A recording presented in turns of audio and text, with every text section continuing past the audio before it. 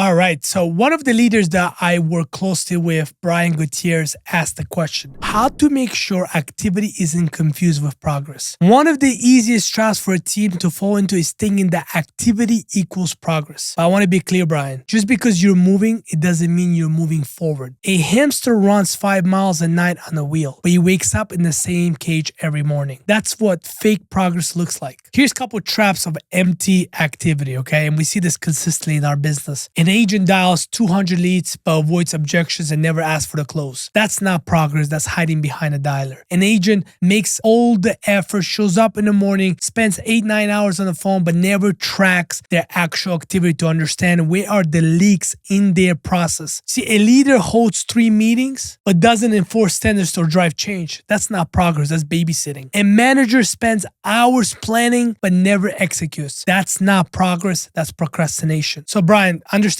this. Business protects the ego. Progress protects the standards. So what is the system to separate, the activity from progress? Number 1, you have to define outcome, not just effort. Activity is I made 200 calls. Progress, I booked 10 appointments. Don't count the swings, count the hits, because that's what matters. Number 2, use ratios, not raw numbers. Anyone can hit totals, but ratios shows the truth. Call equals appointments. Appointments equals presentations. Presentations equals sales. Ratios expose reality. Totals let people hide. Another thing you want to do is you want to be able to have a visible dashboard. When numbers are public, excuses die. Busy reps are exposed and productive agents are rewarded. What's celebrated gets repeated. If you celebrate effort without results, you build a culture of losers. You're giving out participation awards, and we don't need those. Number 4, you have to have daily debriefs, not monthly reviews. At the end of every single day, ask, what did you produce today, not what did you do today? Activity fills time, progress fills scoreboards. When I was a young leader, I used to clap for effort. I thought recognizing grind would build confidence. What it really built was complacency.